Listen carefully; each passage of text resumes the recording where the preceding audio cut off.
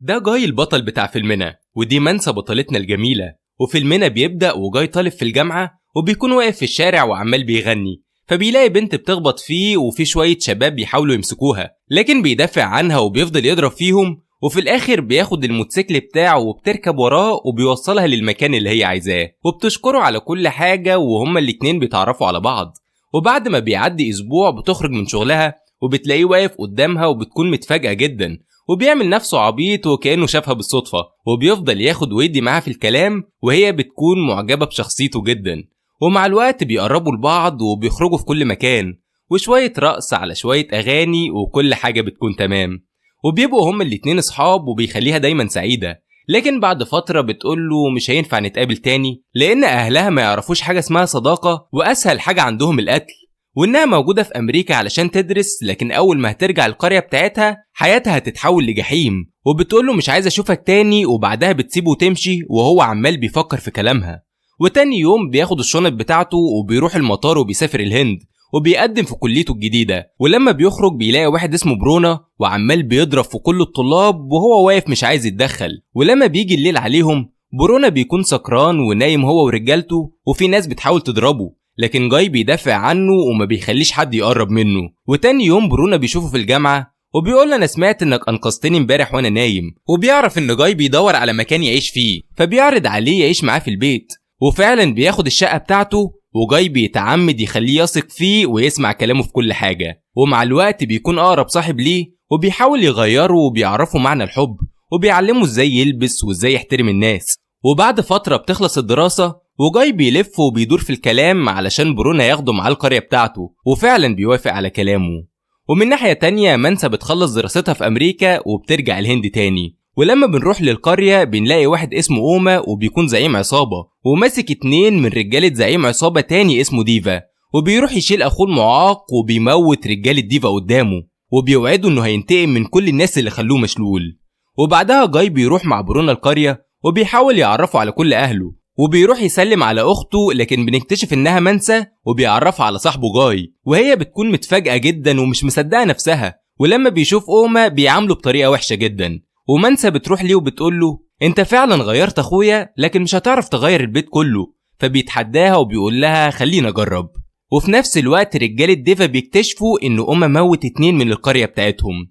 وتاني يوم واحد بياخد بنته وبيروح لكبير العيلة، فبيقول له عايز ادخل بنتي الكلية، فبيقول له التعليم ملهوش لازمة وخليها من بكرة تشتغل في الأراضي الزراعية. وفي نفس الوقت واحدة اسمها فاطمة بتروح لأوما وبتقول له جوزي مات على ايد رجالة ديفا وانت السبب انهم قتلوه، ولازم تسيب ابني علشان ما يحصلش ابوه. فبيضربها قدام كل الناس وبيحاول يبعدها وبيهددها بالموت لو اتكلمت تاني. وجاي بيكون شايف كل حاجة ومتضايق جدا. وبعد فترة بيعرفوا ان فاطمة حاولت تموت نفسها، ومنسى بتقرر تروح ليها، وجاي كالعادة بيكون سامع كلامهم. وبعدها بيروح المصنع اللي ابنها شغال فيه وبياخده بالعافية قدام كل الناس، وأمه بيحاول يمنعه، لكن بيقول له أمه حاولت تنتحر وموجودة في المستشفى. ولما بيوصل هناك بيتأسف ليها وبيقول لها أنا هسمع كلامك في كل حاجة ومش هشتغل مع رجالة أمه. وجاي بيديها فلوس وبيضحك عليها وبيقول لها كبير العيلة اللي بعتها ليكي، ومنسى مستغربة من كل تصرفاته. ولما بيجي الليل فاطمة بتروح ليهم البيت وبتشكرهم علشان ساعدوها، وإنها هتاخد ابنها وتسافر علشان تعلمه كويس ومستحيل تنسى جميلهم طول العمر. وبعدها كبير العيلة بيقول لجاي ليه بتساعد الناس باسمنا؟ فبيقول له علشان لو عرفوا ان حد غريب بيساعدهم مش هيكون في ثقة فيكم تاني، ولازم تقفوا جنبهم لانهم مسؤولين منكم. وتاني يوم جاي وكبير العيلة بيروحوا للبنت اللي كانت عايزة تتعلم وبياخدوها علشان يدخلوها الجامعة، وبيؤمر رئيسها يقبلها في الكلية تاني وانه هيدفع كل المصاريف بتاعتها. والبنت بتشكره وبتكون عمالة بتعيط. وبعد فترة بيجي عريس لمنسى وبيكون اسمه فيرا، ولما بيشوفها بيعجب بيها وبيحددوا ميعاد الجواز، لكن هي معترضة ومش عايزة تتجوزه، وأمها بتحاول تقنع فيها لحد ما بيجي جاي وبيقول ليهم إن فيرا زعيم عصابة وكل الناس عايزة تموته، ولو منسى اتجوزته ممكن يتقتل أو يكون عاجز وتعيش طول العمر خدامة ليه. وفعلا أمها بتقتنع بكلامه وبتروح تقول لكبير العيلة إنها مش موافقة تجوز بنتها لفيرا، وهو بيكون موافق على كلامها. وتاني يوم أوما بيكون ماشي في الشارع، لكن بيتفاجئ إن رجالة ديفا بتهجم عليه وبتحاول تموته، وعمال بيجري وهما بيكونوا وراه وبيحاول يهرب منهم وبيدافع عن نفسه لحد ما جاي بيوصل ليه وبيقدر ينقذه وما بيخليش حد بيعرف يمسكه، وبيقوله لو ما كنتش جيت ليك في الوقت المناسب كان زمانك اسمك المرحوم. ولما بيرجعوا البيت اوما بيؤمر رجالته لازم يموتوا ديفا وما يخلوش حد عايش خالص من عيلته. ومن ناحية تانية ده بيكون ديفا وبياخد العيلة بتاعته علشان رايح المعبد، فرجالة اوما بيعملوا كمائن ليهم على الطريق، وجاي بيمسك الشال وبيغطي وشه بيه وبيوصل ليهم في الوقت المناسب وبيدافع عن ديفا وكل عيلته وبيموت رجالة اوما وبيتخلص منهم كلهم. وديفا مش عارف ايه اللي بيحصل، وبعدها اوما بيكلم رجالته في التليفون، لكن بيتفاجئ ان واحد بيرد عليه وبيقول له انا عيلتي في امان ومحدش هيعرف يموتهم طول ما انا عايش. وفي الوقت ده بنكتشف ان جاي بيكون ابن ديفا، واوما متضايق لان الخطة بتاعته كلها باظت. ولما بنروح لديفا بيكونوا مستغربين مين اللي انقذهم، لان بيقولوا مفيش غير جاي هو اللي ممكن يعمل كده، واكيد عايش في مكان ومحدش يعرف هو فين. ومن ناحية تانية مانسا بتسأل جاي انت ليه بتحاول تساعدنا وبتقف جنبنا، فبيقول لها ان ابويا بيكون ديفا اللي عيلتك عايزين يموتوه. وهي بتكون متفاجئة جدا من كلامه، وده بيخلينا نرجع للماضي تاني. ودي بتكون ام جاي واسمها لاتا وبيحبها جدا، وهما الاتنين ملهمش غير بعض في الدنيا. وفي يوم بتعترف ليه ان ابوه لسه عايش، وانهم كانوا موجودين في مدينة مومباي وكان في احتفال في القرية بتاعته وسافروا ليها. ولما بيكونوا في الطريق بيهجم عليهم رجالة القرية التانية وبيقدروا يموتوا أبوه، وأهل القرية بيطلبوا من ديفا يروحوا وينتقموا من كل حاجة عملوها فيهم، لكن بيعترض على كلامهم وبيقول لهم اللي مات بيكون أبويا، وإلا هنوصل له في النهاية لما نموت بعض. وبيقول لهم لازم تسمعوا كلامي علشان يعيشوا في أمان. وفي نفس الوقت مراته بتقول له لازم نرجع، فبيقول لها لو سبت القرية هتتحول لمقبرة ومش هينفع يسيب أهله في الوقت ده ولازم يحاول يغيرهم. فبتقول له وأنا مش موجودة معاك ولازم تختار بيننا أو بين قريتك. فبيتفاجئ من كلامها وبيرفض يرجع معاها، وبيطلب من السواق يوصلهم للبيت. وبعدها بتقول لجاي ما كانش ينفع نفضل عايشين معاه، فبيطلب منها يروح القرية ويشوف أبوه. وبعدها بياخد العربية بتاعته وبيروح لبيت ديفا، وأبوه بيفرح جدا لما بيعرف إن هو ابنه، وبيكون مش عارف يصدق نفسه وبيعرفه على كل العيلة. وبيقعد مع أبوه وهم الاتنين بيتكلموا لساعات كتيرة جدا. ودي بتكون فينو بنت عمه، ولما بتشوفه بتعجب بيه جدا وبتحاول دايما تتقرب منه، لكن هو مش مهتم بيها. وتاني يوم بيعملوا احتفالية في البيت بمناسبة عيد ميلاد جاي، وبيعرف ان ابوه بيحتفل بيه كل سنة في نفس الميعاد، وكل القرية بترحب برجوعه تاني. وبعدها رجالة اوما بتروح لديفا علشان يتنازل عن 1500 فدان، ولو ما سمعش كلامه هيدمر كل القرية بتاعته. لكن ديفا بيرفض الاقتراح بتاعهم وبيخليهم يسيبوا المكان ويمشوا. وجاي بيكون واقف وسامع كل حاجة وبيجري وراهم وبيحاول يلحقهم، وفعلا في الاخر بيقدر يوصل ليهم وبيفضل يضربهم ومحدش بيكون قادر عليه ومش عارفين يدافعوا عن نفسهم. وبيقول لهم انسوا ال20 سنة اللي فاتوا وقولوا لأوما ان ابن ديفا رجع واي حد هيقرب للقرية هيموته. والناس كلها لما بتشوفه بتكون فرحانة لانهم كانوا مستنيين حد يرجع حقهم تاني. ومن ناحية تانية اوما بيعرف كل حاجة وبيكون متضايق ومش عارف يعمل ايه، فبيؤمر رجالته يروحوا يولعوا في بيوت المزارعين علشان يخافوا ويتنازلوا عن الأراضي بتاعتهم. والناس ما بيكونوش عارفين يطفوا النار وبيروحوا لاسم الشرطة، وأوما ورجالته بينكروا انهم عملوا حاجة وبيسيبوا المكان ويمشوا. ولما ديفا بيكون خارج بيفضلوا يتريقوا عليهم وان القرية بتاعتهم ما فيهاش رجالة علشان يرجعوا حقهم، وأوما بيحاول يضرب ديفا.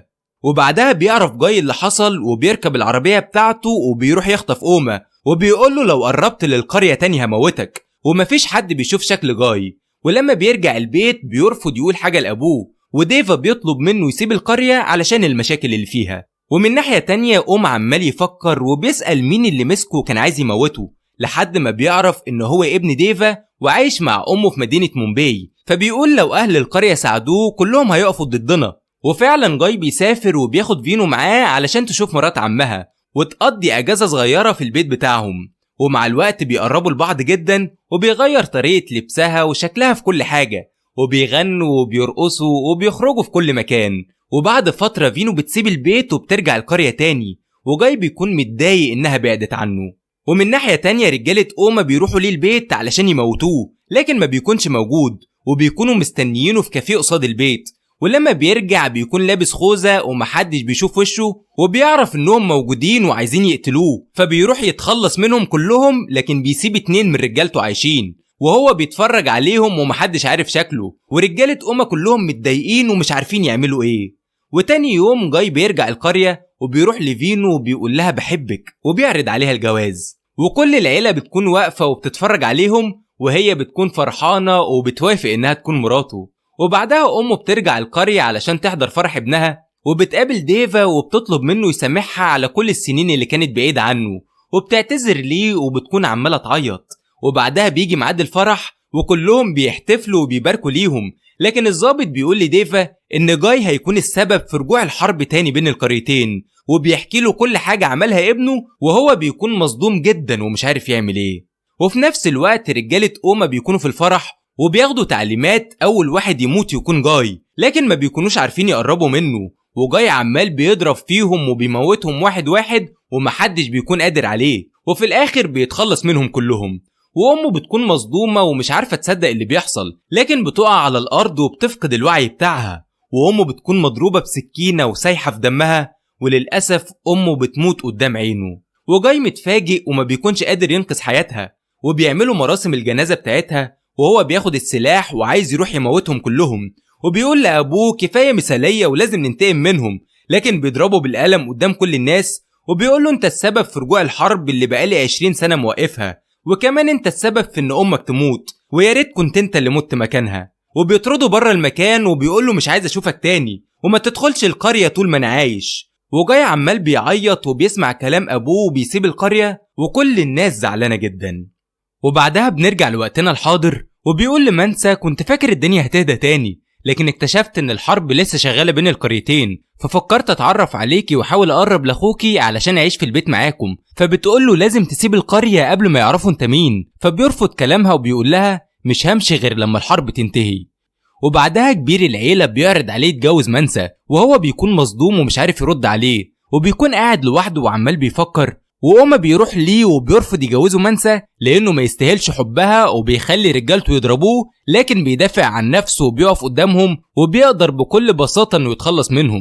وهو بيكون مستغرب ازاي عرف يسيطر عليهم، وبيرجع في كلامه وبيوافق يتجوز مانسا، لكن بشرط ان هو يموت واحد من القرية التانية وهيعيش خدام ليه طول العمر. فجاي بيتضايق منه جدا وبيسأله ليه مش عايز تتغير، وليه دايما بتدور على المشاكل والموت، وبيقول له الشخص اللي انت بتدور عليه هو انا. فبيكون متفاجئ جدا لما بيعرف، وبيمسكه وعمال بيضرب فيه، وبيقول لأهله ان جاي ابن ديفا، ولما بيمسك السيف وبيحاول يموته جاي بيدافع عن نفسه وبيقدر يضربه، وبيوقعه على الارض وبياخد السيف من ايده، وبيقول له انت اللي موتت امي وخليتني ابعد عن ابويا وحبيبتي، ومع ذلك بمدلك ايدي بالسلام علشان ننهي العداوة اللي بقالها 20 سنة. وفي الوقت ده ابوه بيوصل للمكان وكلهم بيكونوا شايفين كل حاجة بتحصل، وديفا متفاجئ ان ابنه اتغير وبقى يتكلم بنفس المبدأ بتاعه. وجاي بيرمي السلاح لأوما وبيكون رافض يموته، وكبير العيلة بيقول لازم الحرب تنتهي، وبرونا بيأيد كلام صاحبه في كل حاجة. وفعلا أوما بيقتنع في الآخر وبيرمي السلاح بتاعه وبيوافق ان العداوة تنتهي، وكل الناس بتكون فرحانة ومحدش بيكون مصدق نفسه. وابوه بيحاول يترجاه وبيطلب منه يسامحه علشان خلاه يبعد عن حبيبته، وبيقول له ارجع ليها وهي مستنياك. ولما بيكون ماشي بيبص على مانسا، وبعدها بيرجع لفينو وبيكمل حياته معاها. ومن هنا بيخلص فيلمنا. لو عجبك الفيديو دوس لايك واعمل اشتراك للقناة وفعل زر الجرس، واستنونا في فيلم جديد.